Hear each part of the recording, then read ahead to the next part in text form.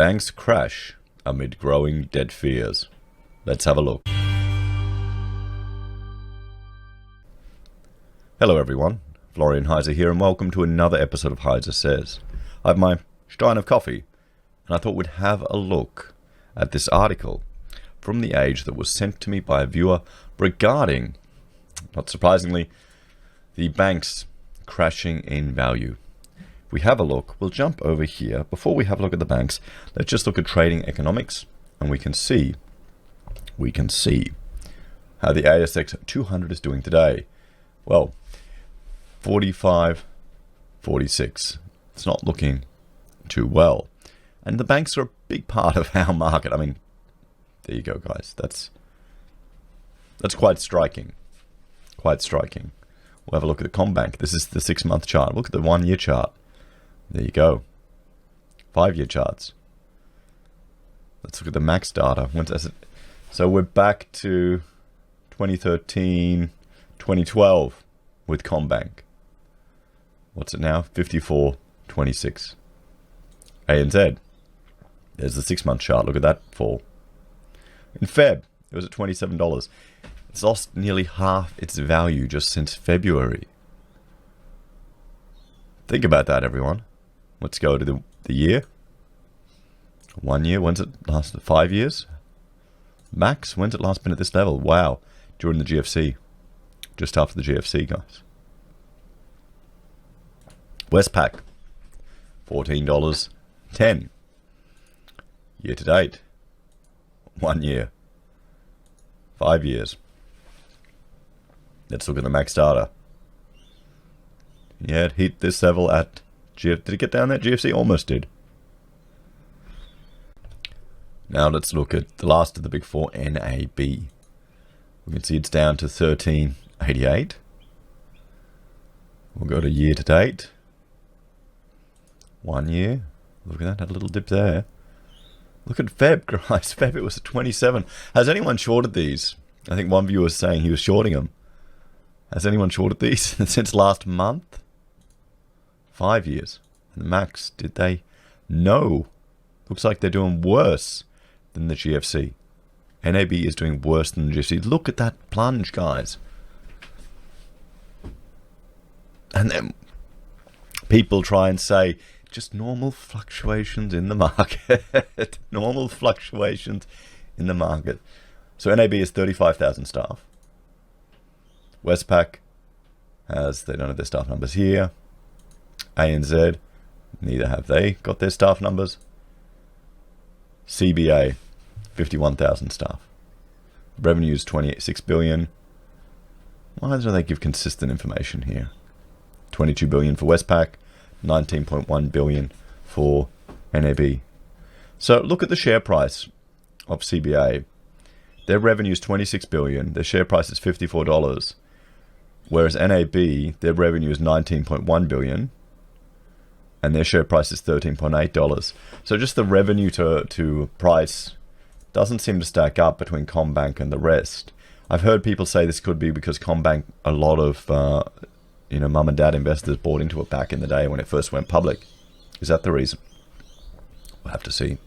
So let's jump back and have a look at this article. Because, I bring up this one here, this chart, looking at the growth of arrears rates. If we start to see more people get in trouble, we've got huge lines at Centrelink. There's predictions that unemployment could go up to 15%. And that's the ABS predictions. Or that's based on the ABS numbers, not the Roy Morgan numbers, which is generally double that. So what's going to start happening if people have to start selling? And then to the banks. So, fears of a wave of bad debt sparked by the illness outbreak have smashed bank shares further, as regulators signal their top priority for 2020 was to shield the financial system from the illness. Shares in ANZ, Westpac, and NAB all fell by more than 10% on Monday, trading at their lowest prices in at least a decade. With NAB hitting its lowest price since 96. Since 96, guys. Just think of the inflation that's occurred since then. Commonwealth Bank fell to its lowest price since 2012, as the S&P ASX 200 dropped 5.6% to its lowest since 2012. What do you think, guys? Do you think the banks are going to need bailing out? Do you think they'll do bail in? What do you reckon? How's this all stacking up? It's too bad they didn't quite get that cash ban through. Did it get through in the last round of Parliament? So we'll still be able to spend our 10 grand. Missed it by that much. Next time. Let's hope it gets put on the back burner and forgotten about. The wild falls come as markets react savagely to the government's drastic shutdown of thousands of businesses, including pubs, gyms and cafes, in an attempt to slow the outbreak. Banks are essential services and will not close, but analysts warn that lenders would be exposed to businesses failing due to the shutdown. Well, yes, they most certainly will. But with a massive amount of stimulus also being pumped into the economy, Jefferies veteran analysis Brian Johnson says the banks offer value to investors. He noted the lenders had agreed to defer repayments last week, which could shield the industry from a catastrophic cycle of loan losses. So I mentioned that in a video, that is the banks protecting themselves. They don't want a snowball. Particularly in the housing sector. The problem is if someone defaults, the bank pushes you into default, property values start going down because people are panic selling. We don't have a marginal reserve system like in the old days. It's tied to assets of the bank. And those mortgages are tied to the valuations of the properties, which are tied to the ability of the banks to lend money. So that's where it could just all keep getting worse and worse and worse. So that's why they're deferring the payments, to protect themselves. It's not about you. The banks are not our friends. But I mean, looking at these price declines, if it all turns around in 6 months, then these may be some good buys. It'll be interesting to see. But, I mean, it's just beginning.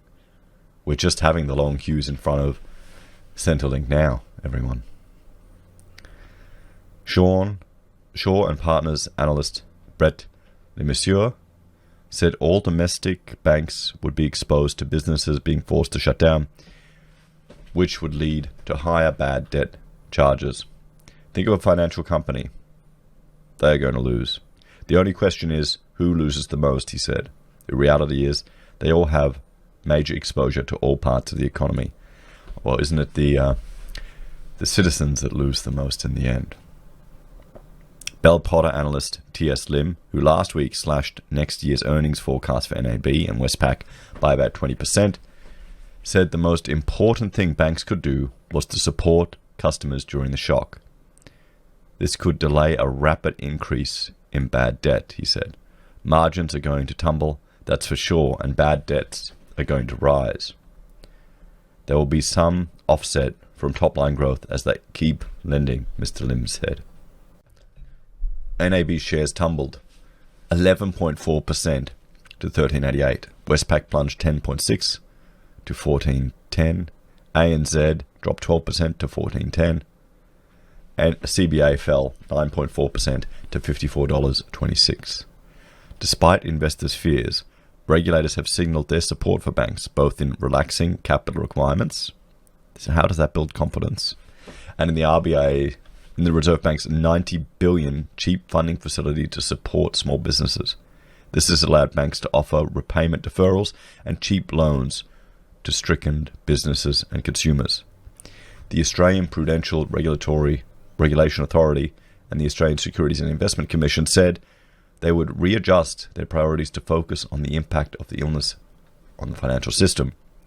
There is debate among equity analysts over whether banks may need to raise capital as they face rising loan losses and are forced to downgrade the risk ratings on loans to troubled clients.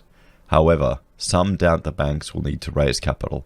NAB on Monday converted $750 million of hybrid securities into ordinary shares, as it flagged last month.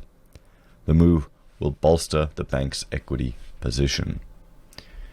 Jefferies Mr. Johnson said in a note that banks could survive the shock without equity raising, and he thought the volatility would create opportunities. Okay. Let me know in the comments what ways you think they could use to survive the shock. With banks extending repayment moratoriums, perhaps a catastrophic unemployment loan loss cycle can be avoided.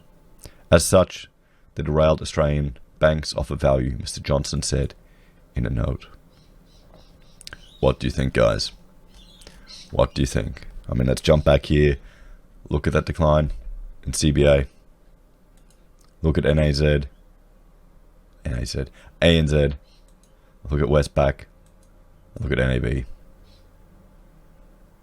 What does that tell you about people's confidence in the banks? Let me know your thoughts and opinions in the comments below. Thank you all for watching. Please like, share, and subscribe to the channel. If you're a fan and want to help us produce more content, there are a few ways you can. You can join the channel here on YouTube or on Patreon. You can support us via our affiliate links at Amazon or eBay for your consumer purchases, or via our referral links to Independent Reserve and Kucoin for the crypto traders out there. We also have merchandise we sell from Teespring or from the HeiseSays website, and finally PayPal if you want to contribute that way. Thanks everyone, have a great day, and I'll see you next time. Bye for now.